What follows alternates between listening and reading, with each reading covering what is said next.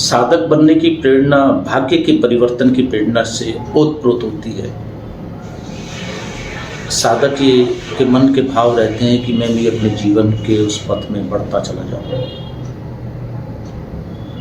और अपने जीवन की जो न्यूनता है उनको खत्म करूं और भाग्य का परिवर्तन करूं। ब्रह्मा जी ने मनुष्य की रचना कर रखी है।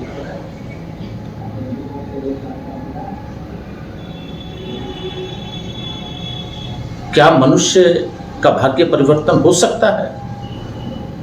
क्या मनुष्य अपने जीवन में अपनी अंधकार में जीवन को सुख में और आनंदित भाव में परिवर्तित कर सकता है?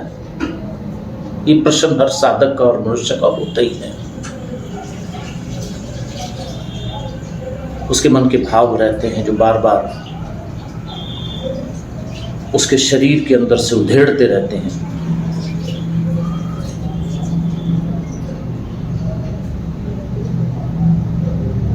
भगवान विष्णु साधक और मनुष्य के जीवन उसके जीवन में उसके ललाट पर उसके भाग्य की परिवर्तन कर सकते हैं। नई रचना दे सकते हैं, नई रेखांकित कर सकते हैं, नई चेतना दे सकते हैं। अगर उसको सही सद्गुरु मिले, चेतना युक्त, प्रकाशवान, ज्ञानवान, ब्रह्मांड के रहस्य को के साथ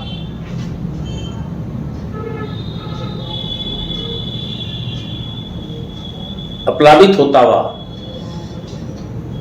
ऐसा सद्गुरु तो आकाश मंडल के रहस्यों को अंदर समेटे हुए, तो अवश्य ही वो साधक के जीवन में चेतना और भाग्य का परिवर्तन का एक समुचित प्रसन्नता में भाव पैदा कर देता है और नई रचना रख देता है मनुष्य के जीवन की, नए साधक की।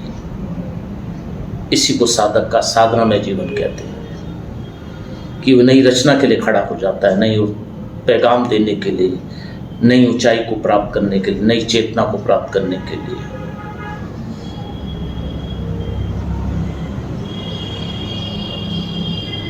अगर उसके जीवन में विष्णु का अवस्था भाव में ऐसे सद्गुरु प्राप्त हो, चेतना युक्त, तो निश्चित ही साधक के जीवन का अरेखांकित भाग, छुपा हुआ भाग्य रेखांकित हो जाता है और वो अपने जीवन में आनंदित होते हुए ऊर्ध्वगामी प्रवृत्ति को प्राप्त होता है।